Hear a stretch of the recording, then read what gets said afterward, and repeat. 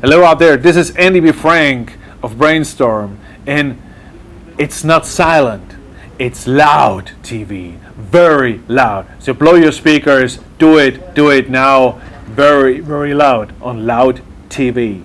There you go.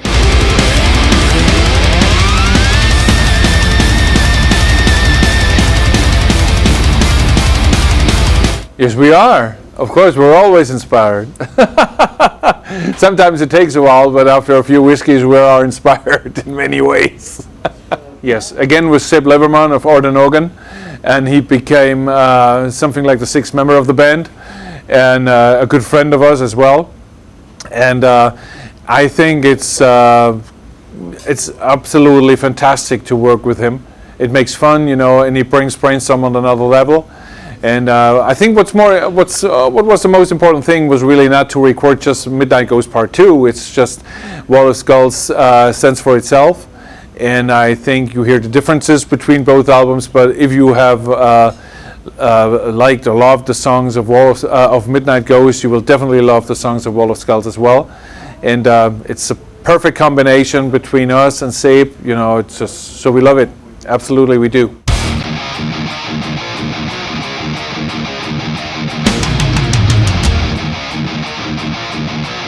I rewrote the lyrics and the vocal lines again, yeah, because the funny thing is really that I had this kind of a, how do you say, like a breakdown or whatever in between, you know. I wasn't really able to find something special, something really, what makes the album really special. And so it sounds really bizarre, but to me, the pandemic became more or less something like a gift, because that was the chance for me to delete everything I recorded and everything I've written until then. And then I just went back to the rehearsing room with the guys, you know, and then we rearranged some of the songs. And after we've done this, I deleted everything I recorded so far until then, and started from zero on, you know. So, and that was so amazing. So we had more time to focus on the songs, what is really important in the song, to kick out unimportant parts. And that's the reason why I'm so happy and so satisfied with the new album. It's no filler, just killer. What a motto. Yeah, no fillers, just killers. There we go. 11 tracks, 12 hits. It's always, you know, in which you always record. It goes on in cycles everywhere, you know. So every time, you know. So you release an album, then you record a new album, then you go on tour, record, releasing, tour, recording, releasing, tour. And so it goes on. And of course, just this time we had to break out of the cycle, you know. So it wasn't up to us, you know. There were many other people around. They decided not to meet each other, not to talk to each other too close, you know, not to kiss each other. But I think we made the best out of it, of course, you know. I have no idea what other bands did, you know. I know a lot of bands, they have released an album last year and they haven't been on tour with this album, and now they're releasing the next album. We are on the lucky situation that we have released an album, we've been on tour, we've been everywhere. We just had to cancel festivals last year and this year as well. But we're on a lucky situation that there's just one more year between the release we normally have scheduled of this album for, you know, and now we have rescheduled it for 1 year after. But I'm fine with that, you know, to be very honest. Yes, I'm totally happy with the situation, as I said, you know, so. Like a raven fly so high, in the dark your tears would dry. It's definitely something I've never really thought about, you know, so it comes out, you know, from somewhere, I don't know where. But I think the most important thing is that we've never been this kind of a happy metal band or so on, you know. We've never been this kind of a lucky harmonies and stuff. So we have a lot of harmonies and melodies inside our music, but there's only always this kind of a melancholy, you know, so in the music, and this so I think gives the music a much more longer listen, you know, so you can listen to the songs more often. So I hope but it's still full of melodies, full of harmonies, you know, and I think especially with the new album we have made a big step forward from Midnight Ghost to Wall of Skulls, but we brought back some of our let's say trademarks we used to have in the past, you know. So I think that's the perfect combination that shows exactly what Brainstorm is all about in 2021, that we are this kind of we're still able to surprise people, you know, after 13 albums, you know, and also after 12 albums when we released Midnight Ghost, there were so many people outside, so many fans, you know, they were so surprised about the album, and we have reached many new fans, and we brought back many old fans as well. They have probably lost us over the years, and but the cool thing is really that it's Wall of Skulls is not just Midnight Ghost Part 2, it's just Wall of Skulls, and it stands for itself, and that's amazing for me to see, to hear, and the reactions so far are just really overwhelming. That's really cool.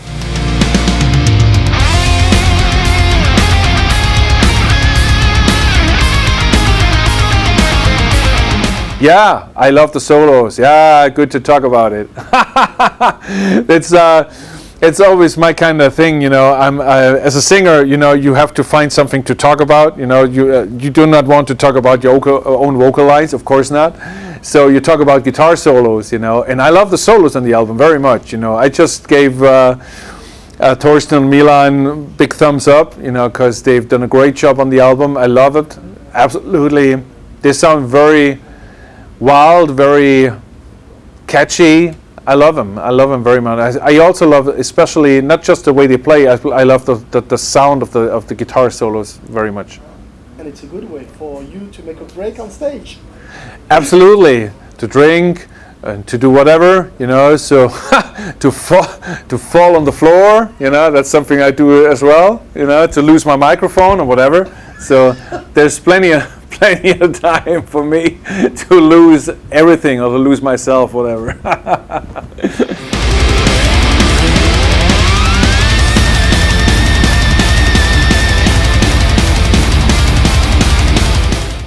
The reason why I use the words the me, myself, and I for that is just that I want to show people my point of view. You know, so this is my meaning. This is the way I see some things. You know, so, and sometimes it's historical. Sometimes it's a more political thing.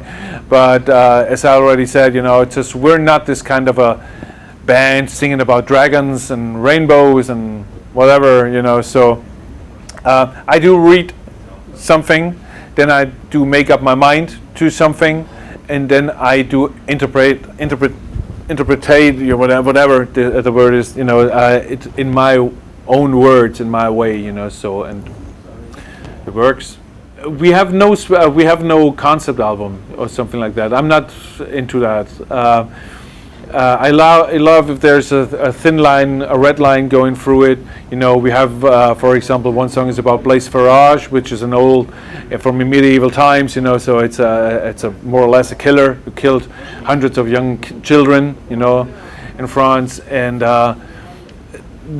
but I think, to me, what's more important is, if you are into lyrics, you can take your time, sit down, listen to the music, read the lyrics, and find out yourself what I'm talking and I'm thinking about. And if you're not into lyrics, which are a lot of metal fans as well, you can just not sit down. You can stand in front of your stereo, just have with a bottle of beer and bang your head to the music. That's also fine, you know. So, and I think that's really important. So to me, when I grew up with bands like Iron Maiden, for example, and when I've listened to songs like Alexander the Great, for example, I enjoyed the music on one way, and then I started reading the lyrics on the other, and I love it that way, you know. So to me, that's absolutely perfect, and that is absolutely what music and heavy metal music is all about. Turn up the lights. Turn up the lights. The point is actually over the last, let's say, or let's say after the 90s up to the 2000, there were many bands around.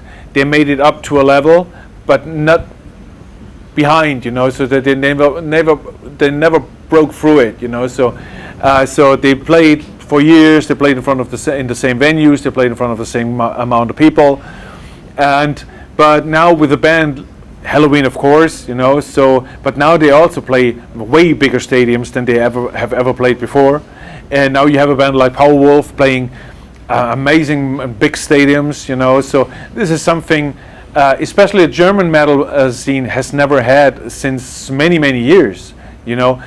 Like all the other the old heroes you had, like Rage, Gravedigger, whatever, you know, they play in Gamma Ray, whatever. They have the same amount of people in front of them since many years, and now you have a band playing for many more people, bringing up big shows on stages and stuff. And this is something I think a lot of people have waited for in Germany, you know. So, and it's great, you know. It's absolutely great, because as you can see, how many bands have made it so far, have made it this far, you know.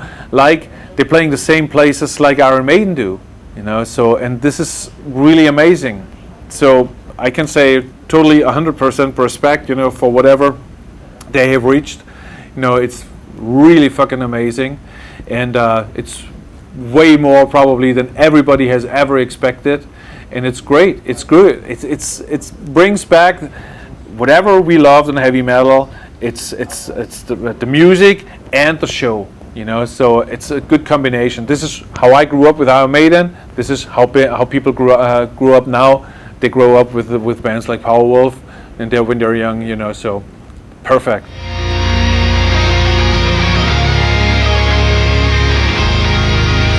I'm crying blood instead. The funny thing is really that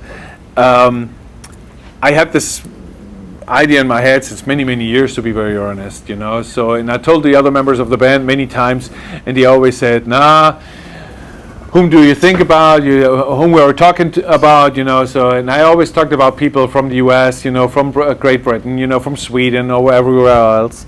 And but then I told Seep about it, you know, and Seep just looked at me and he said, "You're always talking about old heroes from the States, from thousands of miles away. Why not talking about someone who's an old metal icon from Germany, in Germany, who lives just a few kilometers far away from the studio?" And he said, "You know each other since years, you're friends since years, you're hanging out since years, you're partying since years. Why not having him on the album?" And so we called PV, and PV was totally happy with it. He was totally fascinated with it.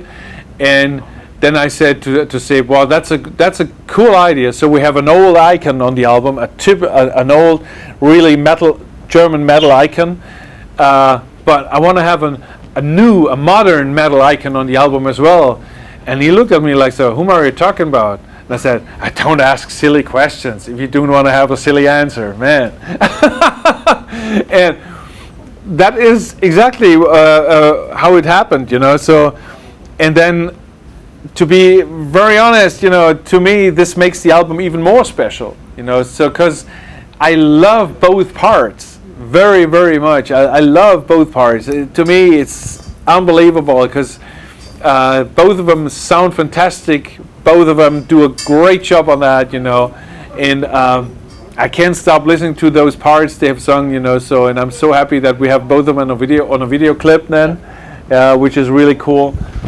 And yeah, to me, especially in my case, you know, since I'm in a band, we have never ever done this before, you know. So, and also in the case of Peavy, but especially in the case of Sebe, they're both no singers, just singing on every single project or different other bands, and so they are really focused on their own band, on their main band, you know. And if they do something different, and if they are part of a project or part of making guest vocals, they do it just because they want to do it, you know. And this makes us very, very proud, and I think it fits perfectly.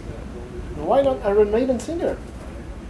He's got so much to do with singing writings on the wall and stuff, and their own stuff. But today I've been told that he lives in Paris. Yeah. So where is he? I'm here.